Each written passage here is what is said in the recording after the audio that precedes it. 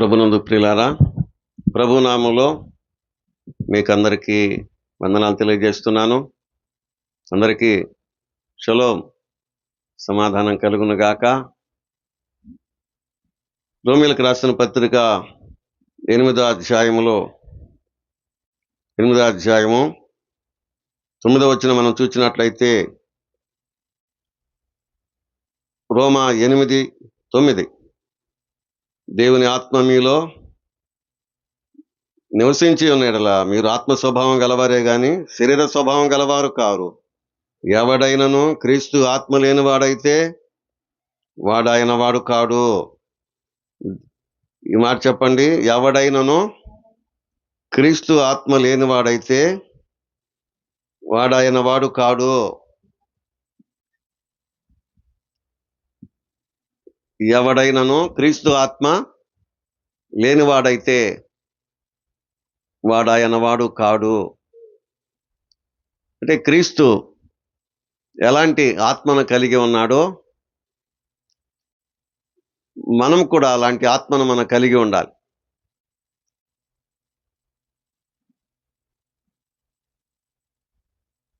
క్రీస్తు ఎలాంటి ఆత్మను కలిగి ఉన్నాడో మనం కూడా అలాంటి ఆత్మను కలిగి ఉండాలి.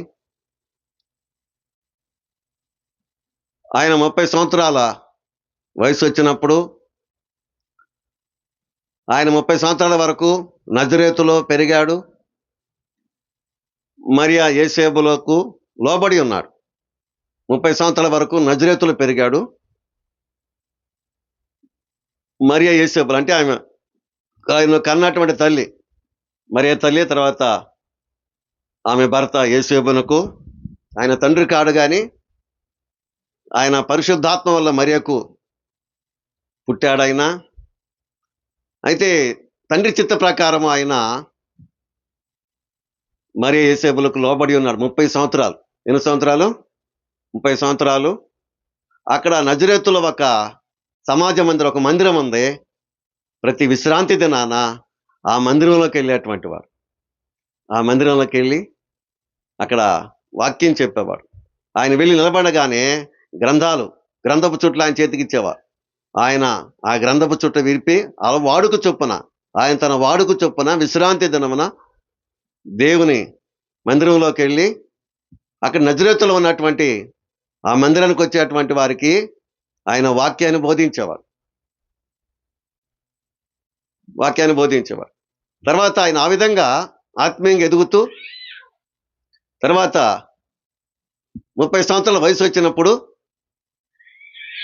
ఆయన అక్కడ నుంచి దేవుని యొక్క ఆత్మ నడిపింపును బట్టి, తండ్రి ఆత్మ నడిపింపును బట్టి యోర్దాన్ నదికి వెళ్ళాడు. యోర్దాన్ నదిలో ఈయన కోసమే అక్కడ యోహాను, బాప్తిస్మిచ్చే యోహాను ఈయన కోసము అక్కడ నీళ్ళలో బాప్తిస్మ ఇస్తున్నారు.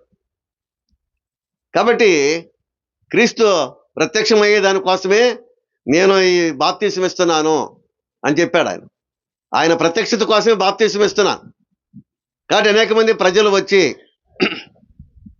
వాళ్ళ పాపాలు ఒప్పుకుంటూ యోర్దాన్ నదిలో బాప్తిస్మం తీసుకుంటున్నారు. కాబట్టి బాప్తిస్మం తీసుకున్నటువంటి వారు ఏం చేయాలా? పాపాలు ఒప్పుకోవాలా. ఏం చేయాలా? పాపాలు ఒప్పుకొని తర్వాత బాప్తిస్మం తీసుకుంటే పాప క్షమాపణ కలుగుతుంది. కొంతమంది ముంచేస్తూ ఉంటారు నీళ్ళల్లో, కానీ మొదట బాప్తిస్మం తీసుకునేటువంటి వారు పాపాలు ఒప్పుకోవాలి, ఒప్పించాలి. మంచిది. కాబట్టి ఆ విధంగా ప్రజలందరూ కూడా బాప్తిస్మం తీసుకుంటున్నప్పుడు ఈయన కూడా నజరేతు నుంచి చాలా దూరం, దాదాపు 70-80 మైళ్ళ దూరం, అక్కడి నుంచి నజరేతు నుంచి యోర్దాను దగ్గరికి వచ్చి అక్కడ యోహాను చేత అందరూ ప్రజలతో కూడా ఆయన కూడా క్యూలో వరుసలో నిలబడి ఆయన కూడా బాప్తిస్మం తీసుకున్నాడు. యోహాను అంటున్నాడు, అయ్యా నేను నీ చేత బాప్తిస్మం పొందవలసిన వాడిని ఉండగా నీవు నా యొద్దకు వచ్చుతున్నావా అని నివారింపు చూశారంట బాప్తిస్మం ఇవ్వకుండా. కానీ అయ్యా నీతి యావత్తు ఎలాగూ నెరవేర్చడం మనకు తగ్గి ఉన్నది, కాబట్టి నీవు నాకు బాప్తిస్మం ఇవ్వాలా, నేను పొందాలా, ఇదే ఆ తండ్రి చిత్తము, కాబట్టి నీవు నాకు బాప్తిస్మం ఇవ్వాల్సిందే. కాబట్టి ఆ విధంగా బాప్తిస్మం ఇచ్చే యోహాను ఆయన నీళ్ళలో ముంచిన తర్వాత ఆయన నీళ్ళలోంచి ఒడ్డునకు వచ్చి ప్రార్థన చేయుచుండగా పరిశుద్ధాత్మ పావురమల్లి ఆయన మీదకి దిగి వచ్చింది. నిజంగా యోహానుకు ముందే దేవుడు చూపించాడు. ఆత్మ ఎవరి మీదకి వచ్చి నిలుస్తుందో, అంటే ఆత్మ అంటే కనబడదు కదా, ఆత్మ అంటే ఆత్మ కనబడదు కాబట్టి, ఆత్మ కనబడదు గనక ఒక గుర్తు అన్నమాట. ఆత్మతో కూడా పావురం కనబడుతుంది కాబట్టి గుర్తు అనమాట. పావురం వచ్చి ఆయన మీద వాలుతుంది కాబట్టి అప్పుడు ఆయనే దేవుని కుమారుడని నువ్వు ప్రజలకు పరిచయం చేయాలి. కాబట్టి అదేవిధంగా ఆయన బాప్తీసం, నీళ్ళలో బాప్తీసం తీసుకొని నీళ్ళలో ముంచబడిన తర్వాత ఒడ్డునకు వచ్చి ప్రార్థన చేయుచుండగా పరిశుద్ధాత్మ ఆయన మీద ఆకాశము తెరవబడింది. దేవుని ఆత్మ, పరిశుద్ధాత్మ అనగా తండ్రి ఆత్మ ఆయన మీదకి వచ్చింది. అయితే ఒక గుర్తుగా పావురం, పరిశుద్ధమైనటువంటి పావురము, తెల్లని పావురము, పవిత్రమైనటువంటి ఆ పావురము ఆయన మీద వాలింది. అది యోహాను కోసం గుర్తే కానీ పరిశుద్ధాత్మ దేవుడు కాదు. అంటే పావురం పరిశుద్ధాత్మ దేవుడు కాదు. చాలా మంది పావురాలను పెట్టుకొని ఆరాధిస్తూ ఉంటారు. కాబట్టి అది యోహానుకు ఒక గుర్తు మాత్రమే. పరిశుద్ధాత్మని ఎవరు చూడలేరో, ఆయన కనబడడు, ఆయన ఆత్మ కనబడదు, కానీ ఆ పొందుకునేటువంటి వాళ్ళకి తెలుస్తుంది. స్తోత్రం. ఆ విధంగా ప్రభు పరిశుద్ధాత్మను పొందిన తర్వాత ఆ ఆత్మ చేత ఆయన నడిపించబడ్డాడు. అక్కడి నుంచి పరిశుద్ధాత్మ ఆయన్ని అరణ్యంలోనికి త్రోసుకొని వెళ్ళింది. పరిశుద్ధాత్మ ఆయన ఆత్మ చేత నడిపించబడి 40 దినములు అరణ్యములో యోధా అరణ్యములో ఆ అడవి మృగాల మధ్య ఆయన 40 రోజులు 40 రాత్రులు పగళ్ళు 40 దినాలు ఆయన ఉపవాసం ఉన్నాడు. కాబట్టి ఆ విధంగా ఆయన మరలా నజరేతుకి వెళ్ళలేదు. దేవుని ఆత్మ, ఆయన పొందినటువంటి పరిశుద్ధాత్మ ఆయన అరణ్యంలోనికి త్రోసుకొని వెళ్ళింది. ఆత్మ చేత నడిపించబడ్డాడు. ఆయన ఆత్మకు అప్పగించుకున్నాడు, ఆత్మకు లోపడ్డాడు. ఆయన శరీరాన్ని ఆత్మకు లోపరిచాడు. పోయిన వారం మనం చెప్పుకున్నాం. కాబట్టి ఆత్మ చేత నడిపించబడ్డాడు. ఆ ఆత్మ అరణ్యంలోనికి నడిపించి 40 దినాలు ఆయన ఏం తినలేదు, ఉపవాసం ఉన్నాడు, ఏం తినలేదు. కాబట్టి ఆ సమయంలో 40 దినాలు ఆయన ఉపవాసం ఉండి ఆ విధంగా ప్రార్థిస్తుండగా కొన్ని శోధనలు, సైతాను శోధనలు కూడా వచ్చినాయి. సాతాను శోధించింది, వాటన్నిటిని కూడా జయించాడు. సాతానా పొమ్ము అని ఆత్మ బలముతో సైతాను కూడా ఆయన ఎదిరించాడు. సైతాను కూడా పారిపోయింది. ఆ విధంగా ఆత్మ బలముతో మనం కూడా సైతాను శోధనలు జయించాలంటే ఆత్మ బలమును పొందుకోవాలి.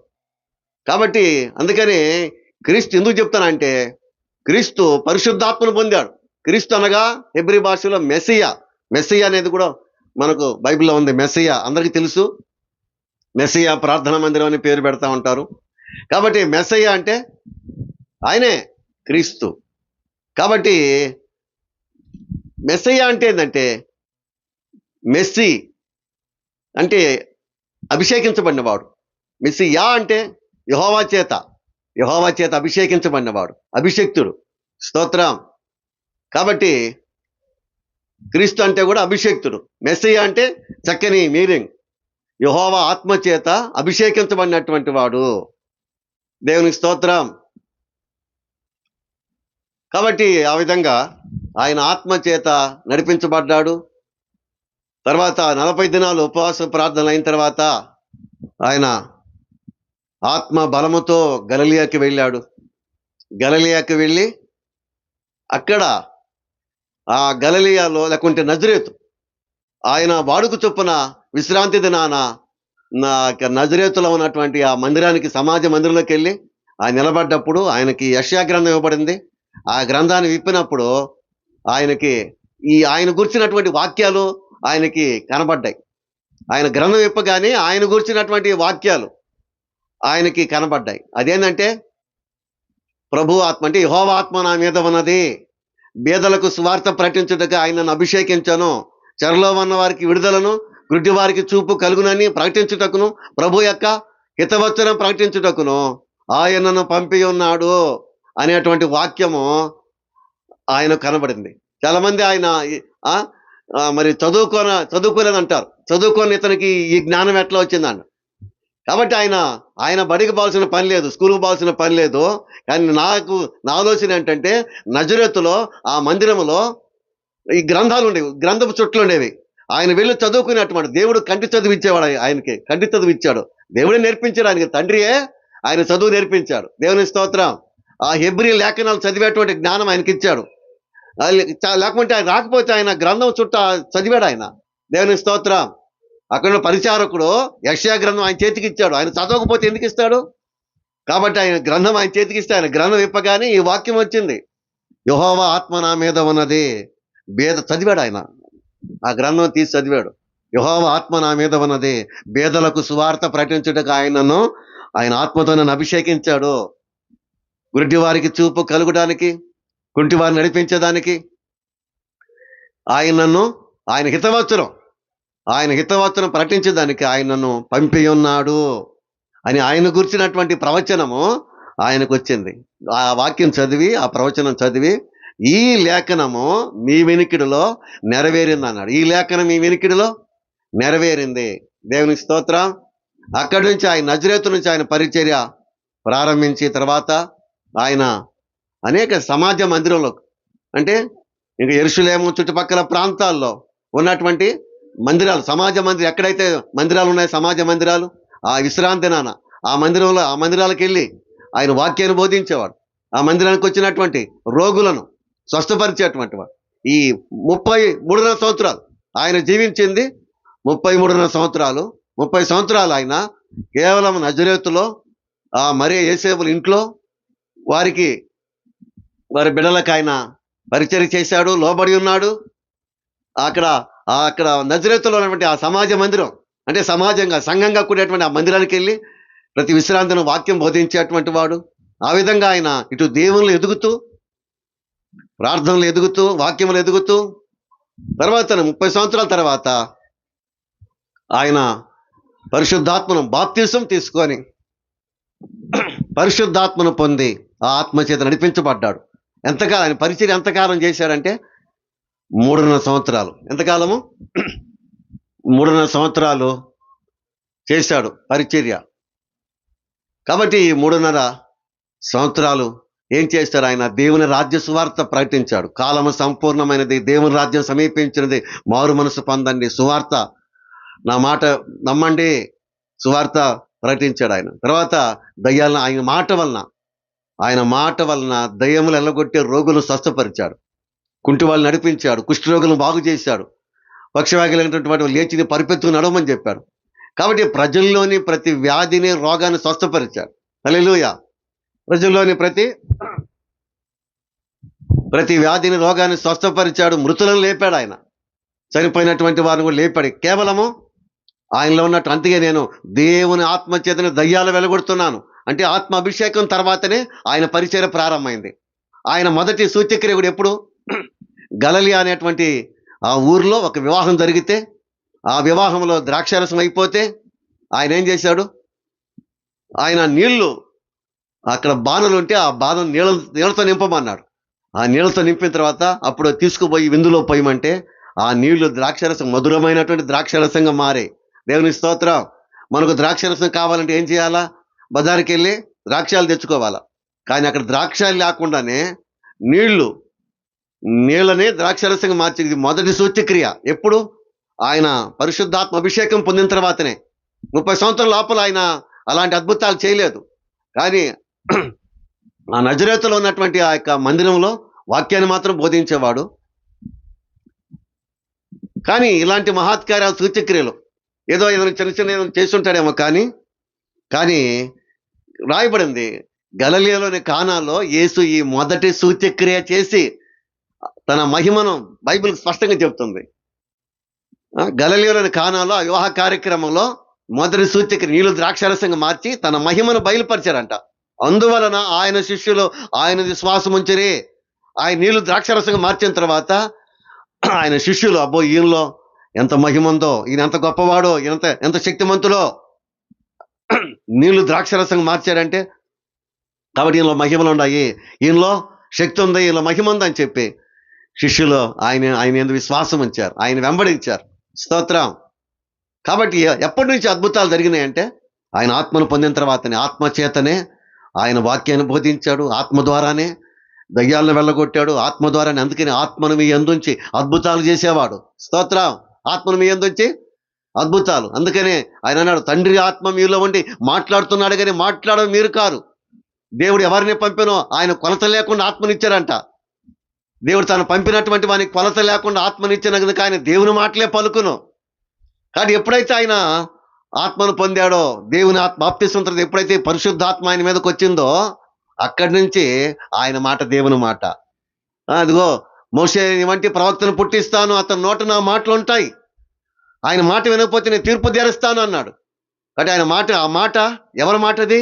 30 సంవత్సరాల వరకు ఆయన మాట వేరు, సామాన్య మానవుడి మాట. 30 అభిషేకం తర్వాత, ఆత్మను పొందిన తర్వాత అది దేవుని మాట. స్తోత్రం. 30 సంవత్సరాల వరకు ఆయన మాట ఒక సామాన్య మానవుడి మాట. ఆత్మను పొందిన తర్వాత, దేవుని ఆత్మ చేత అభిషేకించబడిన తర్వాత ఆయన మెస్సియా. కానీ 30 సంవత్సరాల లోపల ఆయన యేసుగా లేక ఆశువాగా పిలువబడ్డాడు. తర్వాత ఆయన మెస్సియా, యెహోవా ఆత్మ చేత అభిషేకించబడినవాడు, క్రీస్తు మెస్సియా. ఆత్మ చేత ఆయన బోధించాడు. దేవుని ఆత్మ ఆయనలో ఉండి ఆత్మ ద్వారా ఆయన బోధించాడు, ఆత్మ ద్వారా దయ్యాలు వెళ్ళగొట్టాడు, ఆత్మ ద్వారా రోగులను స్వస్థపరిచాడు, ఆత్మ ద్వారా మృతులను లేపాడు. స్తోత్రం. తర్వాత అదే ఆత్మ ద్వారా, నిత్యుడు ఆత్మ ద్వారా ఆయన సిలువకు అప్పగించుకున్నాడు. దేవుని స్తోత్రం. నిత్యుడు ఆత్మ ద్వారా తాను దేవునికి నిర్దోషునిగా అర్పించుకున్న క్రీస్తు యొక్క రక్తము, దేవుని యొక్క పరిశుద్ధాత్మ ద్వారానే ఆయన సిలువకు అప్పగించుకున్నాడు. మనందరి పాపాల నిమిత్తం ఆయన సిలువకు అప్పగించుకున్నాడు. తర్వాత ఆయన సమాధి చేయబడ్డాడు. తర్వాత అదే ఆత్మ చేత ఆయన 3వ దినాన లేపబడ్డాడు. దేవుని స్తోత్రం. మృతుల్లో నుండి యేసును లేపిన వాని ఆత్మ మీలో నివసించినట్లా, మృతుల్లో నుండి క్రీస్తు యేసును లేపినవాడు సావునకు లోనైన మీ శరీరములను కూడా మీలో నివసించున్న తన ఆత్మ ద్వారా జీవింపచేయును. మృతుల్లో నుంచి ఆత్మ లేపిందండి. మృతుల్లోని యేసును లేపిన వాని ఆత్మ మీలో కూడా నివసించాలా? నివసిస్తే యేసును లేపిన ఆత్మ మిమ్మల్ని కూడా లేపుతుంది. అంటే మరణించక మునిపే మనం కూడా ఆత్మను పొందుకోవాలి. అందుకని ఎవడైనా క్రీస్తు ఆత్మ లేనివాడైతే వాడు ఆయన వాడు కాడు. ఇప్పుడు వచ్చాం మన అంశం దగ్గరికి. యేసు పొందినటువంటి ఆత్మ మృతుల్లోంచి లేపిందంట. మృతుల్లోంచి లేపింది, సమాధిలోంచి లేపింది ఆత్మ. దేవుని ఆయన పొందిన ఆత్మ. వాస్తవంగా చెప్పాలంటే ఆయన ఆత్మ వలన పుట్టాడు. దేవుని స్తోత్రం. ఎలా పుట్టాడు? పరిశుద్ధాత్మ వలన. మరి చెప్పాడు కదా దేవదూత, పరిశుద్ధాత్మ నీ మీదకి వచ్చును, సర్వోన్నతుని శక్తి నిన్ను కమ్ముకును కనుక పుట్టబోయే శిశువు పరిశుద్ధుడు, దేవుని కుమారుడు అనబడతాడు. దేవుడు అనబడతాడని చెప్పలా, దేవుని కుమారుడు అనబడతాడు. దేవుని స్తోత్రం. కాబట్టి పరిశుద్ధాత్మను పుట్టాడు. తర్వాత పరిశుద్ధాత్మ 30 సంవత్సరాలప్పుడు పరిశుద్ధాత్మ చేత అభిషేకించబడ్డాడు, అభిషేక్తుడు. తర్వాత ఆత్మ చేత నడిపించబడ్డాడు ఆయన. అది ఆత్మ చేత వాక్యాన్ని బోధించాడు, అది ఆత్మ ద్వారా దయ్యాలు అలగొట్టాడు, అది ఆత్మ ద్వారా రోగులను స్వస్థపరిచాడు, మృతులను లేపాడు అది ఆత్మ ద్వారా. చివరికి అది ఆత్మ ద్వారా సిలువకు అప్పగించుకున్నాడు. సిలువకు మనందరి పాపాల నిమిత్తము సిలువకు అప్పగించుకున్నాడు. అదే ఆత్మ ఆయన మరణించి సమాధిలో పెట్టబడ్డాడు. 3వ దినాన ఆయన సిలువలో, తండ్రి నీ ఆత్మను, తండ్రి నా ఆత్మ నీ చేతికి అప్పగిస్తు, నువ్వు నాకు ఇచ్చినటువంటి ఆత్మ, పుట్టినప్పుడు ఇచ్చిన ఆత్మ, తర్వాత 30 సంవత్సరాలప్పుడు ఇచ్చిన పరిశుద్ధాత్మ, ఈ ఆత్మను నీకు అప్పగిస్తున్నాను. ఆ మరణం వరకు ఆత్మ ఆయనలో ఉంది. తర్వాత ఆత్మను మళ్ళా తండ్రికి, ఏ తండ్రి అయితే ఆత్మని ఇచ్చాడో మళ్ళా తండ్రికి అప్పగించాడు. మరణ సమయంలో తండ్రికి ఆత్మను అప్పగించి ఆయన మరణించాడు, తలవాల్చాడు. తన ఆత్మను తండ్రికి అప్పగించాడు. తర్వాత 3 దినాల తర్వాత ఆత్మ అక్కడే ఉంది, పరలోకానికి వెళ్ళింది. 3 దినాలు ఇక్కడ డెడ్ బాడీగా, అంటే సమాధులు ఆయన జీవోత్సవముగా ఉన్నాడు. ఆత్మ లేకుండా ఆయన సమాధిలో ఉన్నాడు. ఆయన శరీరము డెడ్ బాడీ అంటాం కదా, ఆ మరణ శరీరము సమాధిలో ఉన్నది, కదలకుండా 3 దినాలు. ఆ 3వ దినాన దేవుని ఆత్మ వచ్చి ఆయన లేపింది సమాధిలో నుంచి. దేవుని స్తోత్రం. చప్పట్లు కొడదాం. హల్లెలూయా. 3వ దినాన ఏ ఆత్మ వాళ్ళ పుట్టాడో, ఏ ఆత్మ చేత అభిషేకించబడ్డాడో, ఏ ఆత్మతో నడిపించబడ్డాడో, ఈ ఆత్మ చేత మృతులు లేపాడో, అద్భుతాలు జరిగించాడు, అదే ఆత్మ ఆయన కూడా మృతుల్లోంచి లేపింది. లేపిన తర్వాత ఆయన 40 దినాలు కనబడ్డాడు. మృతుల్లోంచి లేచిన తర్వాత కనబడకుండా అదృశ్యం అయిపోవాలా. మృతుల్లోంచి లేచిన 40 దినాలు శిష్యుల్లో కనబడతా వచ్చాడు. అదే ఆత్మ ద్వారా ఆయన ఒలీవలు అనే కొండ మీదకి ఎక్కాడు. ఒలీవలు అనే కొండ మీదకి ఎక్కి ఆ కొండ మీద నుంచి ఆయన ఆకాశంలోకి ఆరోహణం అయిపోయాడు. అంటే కొండ మీద నుంచి ఆయన పాదాలు పైకి లేచినాయి. ఒక హెలికాప్టర్ ఏ విధంగా పైకి లేస్తుందో, విమానం లేవాలంటే, ఆకాశంలోకి విమానం లేవాలంటే ఏం కావాలా? పొడవైన రోడ్డు కావాలా. పొడవైన రోడ్డు. దానికి 3 చక్రాలు ఉంటాయి. వెనకాల 2 చక్రాలు, ముందు ఒక చక్రం ఉంటుంది అనమాట. ఆ రోడ్డు మీద స్పీడ్గా ఆ రోడ్డు మీద పోతూ పోతూ స్పీడ్గా పోతూ తర్వాత ముందు చక్రం పైకి లేస్తుంది, తర్వాత 2 చక్రాలు వెనక చక్రాలు లేస్తాయి అనమాట. ఆ విధంగా విమానం ఆకాశంలోకి లేస్తుంది. విమానం పైకి లేవాలంటే, ఆకాశంలోకి ప్రయాణం చేయాలంటే దానికి ఒక పొడవైన రోడ్డు కావాలి. కానీ హెలికాప్టర్కి అవసరం లేదు. ఒక గట్టి స్థలం ఉంటే చాలు, హెలికాప్టర్ అక్కడే దిగుతుంది, అక్కడే పైకి లేస్తుంది, అక్కడే దిగుతుంది, అక్కడి నుంచే పైకి లేస్తుంది. అది దాని యొక్క నిర్మాణ విధానం. అలాగే ప్రభువు కూడా ఒలీవల కొండ మీద నుంచి ఒక హెలికాప్టర్ లాగా ఆయన పాదాలు పైకి లేచినాయి. హెలికాప్టర్ పాదాలు పైకి లేచినట్టుగా దానికి ఒక స్టాండ్ ఉంటుంది కదా, స్టాండ్ హెలికాప్టర్కి. అది ఎలా లేస్తుందంటే పైన దానికి ఫ్యాన్ ఉంటుంది అనమాట. ఫ్యాన్ సౌకర్యం. విమానానికి ఆ ఫ్యాన్ ఉండదు, కానీ హెలికాప్టర్కి ఒక ఫ్యాన్ ఉంటుంది. ఆ ఫ్యాను అలా తిరిగి ఎలా తిరుగుతుంది? స్టార్ట్ అయ్యి గరగర గరగర గరగర గరగర తిరుగుతుంది అనమాట. స్పీడ్గా తిరిగినప్పుడు దానికి ఒక శక్తి వస్తుంది. దేవుని స్తోత్రం. ఆ శక్తిని, ఆ ఫ్యాను, దానికి ఉన్నటువంటి ఆ శక్తి అనమాట. ఆ ఫ్యాన్ లేచినప్పుడు, ఆ ఫ్యాన్ స్పీడ్గా తిరిగినప్పుడు అప్పుడు హెలికాప్టర్ పైకి లేస్తుంది, దాని పాదాలు పైకి లేస్తాయి. దేవుని స్తోత్రం.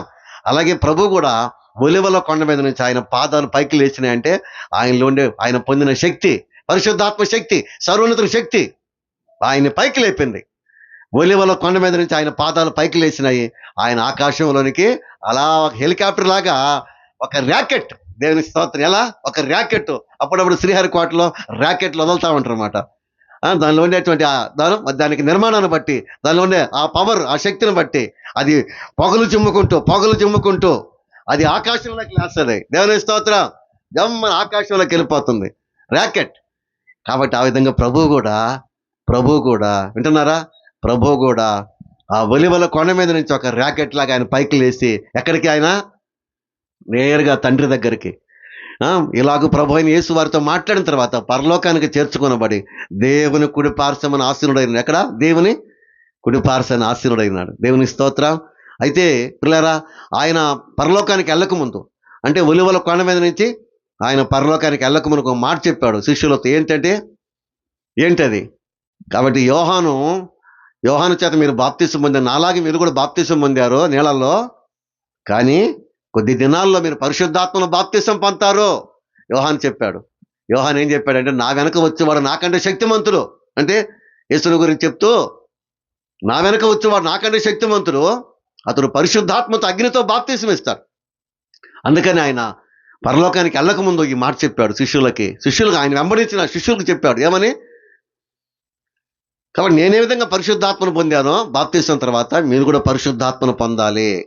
అందుకనే యోహాను చేత నీళ్ళలో బాప్తిసం పొందాను, నేను కూడా పొందాను, యోహాను చేత నీళ్ళలో బాప్తిసం పొందాను. కానీ దేవుడు నన్ను పరిశుద్ధాత్మను అభిషేకించాడు. కాబట్టి మీరు కూడా పరిశుద్ధాత్మను పొందాలి. దేవుని స్తోత్రం. ఆయన తిరిగి లేచిన తర్వాత ఒక రోజు శిష్యులకు కనబడి పని ఊదాడు. చూడండి, శిష్యుల దగ్గరకు వచ్చి వాళ్ళ గదిలో, యూదులకు భయపడే గదిలో తలుపులు వేసుకో ఉంటే, తలుపులు వేసుకున్నా కూడా ఆయన లోపలికి వచ్చేసి వాళ్ళకి ఈ మాటలు చెప్పాడు. మీరు పరిశుద్ధాత్మను పొందాలా, మీరు యెరూషలేము నుంచి వెళ్ళొద్దు, కనిపెట్టండి, యెరూషలేములో కనిపెట్టండి. తండ్రి వాగ్దానం, అంత్య దినాల్లో మనుషులందరి మీద ఆత్మను కుమ్మరిస్తానని వాగ్దానం మీ మీదకి వస్తుంది. తండ్రి పరిశుద్ధాత్మను పైనుండి శక్తి పొందే వరకు, ఆత్మను పొందే వరకు మీరు కనిపెట్టాలా అని ఆయన ఊదారంట వాళ్ళ మీద. ఊది పరిశుద్ధాత్మను పొందండి అన్న. కాబట్టి వాళ్ళు ఏం చేశారు? ప్రభు పరలోకానికి వెళ్ళిన తర్వాత మేడగదిలో, ఎక్కడైతే ప్రభు రాత్రి భోజనం జరిగింది, ఎక్కడైతే పస్కా ఆచరించారో అక్కడ వీళ్ళు శిష్యులు, దాదాపు స్త్రీలు పురుషులు, అంటే ఆయన శిష్యులు, స్త్రీలు పురుషులు, యేసు తల్లి మరి ఆయన సహోదరులు అందరూ దాదాపు 120 మంది పైగా ఆ మేడగదిలో ప్రార్థన చేస్తుండగా ప్రభు చెప్పాడు, పరిశుద్ధాత్మ మీ మీదకి వచ్చినప్పుడు మీరు శక్తిని పొందుతారు. పరిశుద్ధాత్మ మీ మీదకి వచ్చిన శక్తి పొందుతారు. కాబట్టి మీరు యెరూషలేము, యోదయ, సమరయ, భూదిగంతాల వరకు నాకు సాక్షులుగా ఉంటారు. కాబట్టి నేను ఆత్మను పొందిన తర్వాతనే పరిచర్య ప్రారంభించాను, సేవ. కానీ మీరు కూడా పరిశుద్ధాత్మను పొందాలా? మీరు కూడా కనిపెట్టండి, కనిపెట్టండి. పరిశుద్ధాత్మ వస్తుంది, ఆత్మవరాలు మీ మీదకి వస్తాయి. కాబట్టి పరిశుద్ధాత్మ అనగా దేవుని శక్తి మీ మీదకి వస్తుంది. కానీ వాళ్ళు ప్రభు చెప్పిన ప్రకారం వాళ్ళు ఏం చేశారో, ప్రభు పరలోకానికి వెళ్ళిపోయిన తర్వాత వీళ్ళు యెరూషలేములో ఉన్నటువంటి ఒక మేడగది ఎక్కారు. అదే ప్రభు పస్కా ఆచరించినటువంటి, ప్రభురాత్రి ఆచరించినటువంటి ఆ మేడగదిలోనికి ఈ శిష్యులందరూ, స్త్రీ పురుషులందరూ ఎక్కి ప్రార్థన చేస్తుండగా, వింటున్నారా? ప్రార్థన చేస్తుండగా పెంతుకొస్తున్నానా పరిశుద్ధాత్మ అగ్ని జ్వాలలుగా, అగ్ని జ్వాలలుగా, అగ్ని జ్వాల విభాగింపబడిన ఒక్కొక్కరి మీదకి పరిశుద్ధాత్మ వచ్చినప్పుడు అందరూ ఆత్మతో నిండినటువంటి వారే. ఆత్మ వారికి వాక్శక్తి ఇచ్చిన కొలది వారు అన్య భాషలతో మాట్లాడసాగారు. ఆత్మవరాలు అనుగ్రహించబడతాయి, ఆత్మవరాలు అనుగ్రహించబడ్డాయి. అక్కడి నుంచి వాళ్ళు అపోస్తులు కూడా ఆత్మను పొందిన తర్వాత, ఆత్మవరాలు పొందిన తర్వాత అక్కడి నుంచి వాళ్ళ సేవ ప్రారంభమైంది. స్తోత్రం. ప్రభు విధంగా యోర్దాను నది ఒడ్డున ఆ పరిశుద్ధాత్మను పొంది ఏ విధంగా ఆయన పరిచర్య ప్రారంభించాడు. అపోస్తులు కూడా మేడగదిలో పరిశుద్ధాత్మను పొందిన తర్వాత, ఆత్మవరాలు పొందిన తర్వాత వాళ్ళు అక్కడి నుంచి వాళ్ళు భాషలతో మాట్లాడారు. కాబట్టి పిల్లారా, భాషలు ఉన్నాయి, ఆత్మవరాలు ఉన్నాయి. ఏ వరాలు ఉన్నాయి? ఆత్మలో వరాలు ఉన్నాయి. ఏ వరాలు? బుద్ధివాక్యము, చెప్పండి, జ్ఞానవాక్యము, విశ్వాసము, స్వస్థపరచు వరము, అద్భుత కార్యములు చేయ శక్తి, ప్రవచన వరము, ఆత్మల వేచన, నానవేద భాషలకు అర్థం చెప్పు. కాబట్టి 9 వరాలు. కాబట్టి అలాంటి గొప్ప వరాలు, స్వస్థపరిచే వారు, అద్భుతాలు చేసే శక్తి దేవుడు ఇచ్చాడు. ఆత్మచేత అపోస్తులు కూడా, ఆయన శిష్యులు కూడా ఆత్మచేత నడిపించబడ్డారు. ప్రపంచాన్ని తల్లకిందులు చేశారు. స్తోత్ర. ప్రపంచాన్ని తల్లకిందులు చేశారు. దేవుని స్తోత్ర. ప్రపంచాన్ని ఆత్మచేత వారు కూడా సువార్త ప్రకటించారు ప్రభువులాగా. వారు కూడా, ప్రభు అయితే ఇశ్రాయేల్ దేశం వరకే, కానీ శిష్యులు అయితే ప్రపంచ దేశాలకు వెళ్ళిపోయినారు. దేశాలకు వెళ్ళిపోయి ఆత్మచేత నడిపించబడ్డారు. వారి ద్వారా అద్భుతాలు జరిగినాయి. వారు కూడా ప్రభు చెప్పాడు, నా యందు విశ్వాసం ఉంచేవాడు, అంటే నా ఆత్మను పొందేటువంటి వాడు నాలాగా అద్భుతాలు చేస్తారు, నాకంటే గొప్పవి చేస్తారు. ఆ విధంగా అపోస్తులు, ఆయన శిష్యులు 12 మంది కూడా దేశాలకి, ప్రపంచ దేశాలకు వెళ్ళిపోయి సువార్త ప్రకటించారు. ఆత్మచేత నడిపించబడ్డారు, ఆత్మచేత బోధించారు, ఆత్మచేత అద్భుతాలు చేశారు. అయితే వాళ్ళలో ఒక శిష్యుడు మన దేశానికి వచ్చాడు. చప్పట్లు కొడదాం, హల్లెలూయా. వాళ్ళలో ఒక శిష్యుడు, ఎవరు ఆయన పేరు? తోమా. అనుమానించాడు. ప్రభు లేచాడని చెప్తే ఆయన నమ్మలేదు. ఆయన గాయాల వేలు పెడితే కానీ నమ్మనన్నాడు. ఆయనే మన దేశానికి వచ్చాడు. ఇటు కేరళ మీదుగా, అంటే యెరూషలేము నుంచి సముద్ర ప్రయాణం చేసి ఇటు కేరళ, అక్కడ కొన్ని సంఘాలు స్థాపించి, తర్వాత చెన్నై, మెడ్రాస్కి వచ్చి అక్కడ చిన్నమలై ఒక గుహలో ప్రార్థన చేస్తుండగా కొంతమంది ఆయన మీద హత్య చేసినప్పుడు, లేకుంటే దాడి చేసినప్పుడు, ఆ చిన్నమలై నుంచి, ఆ గుహలో నుంచి, ఆయన ప్రార్థన చేసుకున్న గుహ అన్నమాట, అక్కడ ఆయన మీద దాడి జరిగింది. అంటే కొంతమంది కష్టమై, కాబట్టి అక్కడ నుంచి ఆయన ఆ పెరియమలై పెద్ద కొండకి వెళ్ళి అక్కడ ఆయన చెక్కిన శిలువను పట్టుకొని చనిపోతాడు. అక్కడ తోమా ఎవరో ప్రభు శిష్యుల్లో 12 మంది శిష్యుల్లో ఒక్కడైనటువంటి తోమా మన మెడ్రాస్కి వచ్చాడు, చెన్నై. దేవుని స్తోత్రం. ఆ కొండ మీద ఇప్పుడు మౌంట్ రోడ్ అంటారు. Mount road, Thomas mount. Thomas అంటే ఇంగ్లీష్లో థామస్, తెలుగులో తోమా. కాబట్టి ఆ తోమా ఇక్కడ మన చెన్నైకి వచ్చాడు. ఆయన వచ్చి అక్కడ పరిసేవ చేశాడు. ఆయన ద్వారా చాలా ఎన్నో అద్భుతాలు జరిగినాయి. కాబట్టి ప్రియమైన దేవుని బిడ్డలారా, ఆయన ఆ కాలంలో అక్కడ నీళ్లు కూడా ఇబ్బందిగా ఉంటే అక్కడ కింద ఒక బండ కొడితే ఆ బండలోంచి నీళ్లు వచ్చినాయి. ఇప్పటికీ ఉంది ఆ జల. కాబట్టి ఆ గుహలో ప్రార్థన చేసుకునేవాడు ఆయన. తర్వాత ఆయన ఆ కొండ మీదకి వెళ్ళిపోయి అక్కడ ఆయన చెక్కిన శిలువను పట్టుకొని ఆయన అక్కడ హతసాక్షిగా, లేక ఆయన ప్రాణం విడుస్తాడు. అందుకనే చెన్నైలో థామస్ మౌంట్ అంటే తోమా కొండ. స్తోత్ర. థామస్ అంటే ఇంగ్లీష్లో థామస్, తెలుగులో తోమా. కాబట్టి తోమా ఆ కొండ మీద చనిపోయాడు.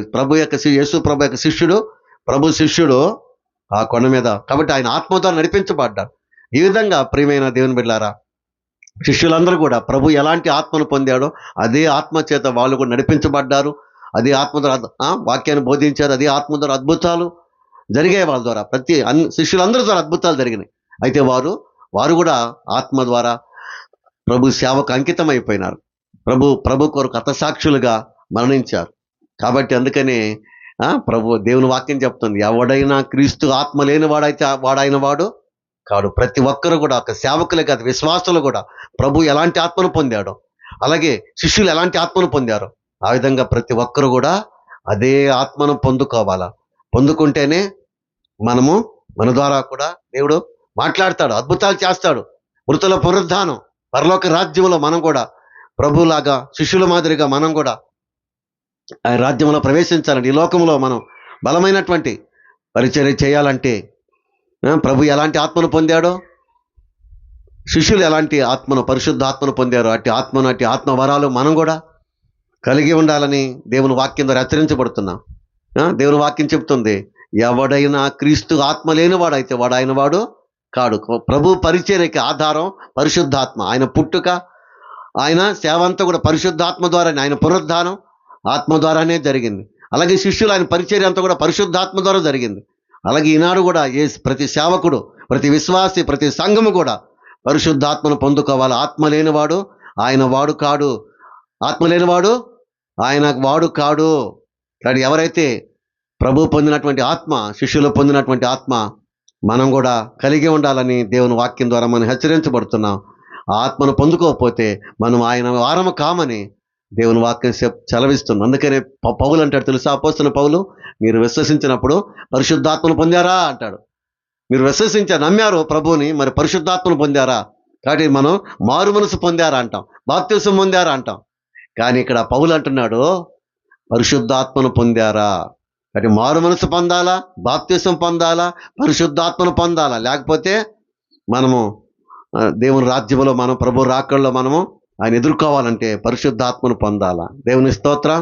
ప్రభు ఆత్మ ఏ విధంగా ఆ ఒలివల కొండ మీద నుంచి ఆయన ఏ విధంగా ఆకాశానికి ఎత్తపడ్డాడో, రేపు నీవు నేను కూడా ప్రభు రాకడలో ఆయన ఎదుర్కోవాలంటే, మధ్య ఆకాశంలో ఎదుర్కోవాలంటే అదే ఆత్మను పొందుకోవాలా. స్తోత్రం. శిష్యులు ఎలాంటి ఆత్మను ఆది సంఘం ఎలాంటి ఆత్మను పొందిందో అలాంటి ఆత్మను, పరిశుద్ధాత్మను మనందరం కూడా పొందుకోవాలా. ఆత్మ లేకపోతే ఆయన వారు కారు అనేటువంటి విషయాన్ని జ్ఞాపకం చేసుకొని ప్రతి ఒక్కరు కూడా మనం బ్రతికుండగానే పరిశుద్ధాత్మను పొందుకొని ఆయన ఆత్మ ద్వారా నడిపించబడాలని దేవుని వాక్యం ద్వారా మనం హెచ్చరించబడుతున్నాం. పరమ తండ్రి వాక్యము మన వెనుకల్లో దీవించి ఆశీర్వదించునుగాక. ఆమేన్, ఆమేన్.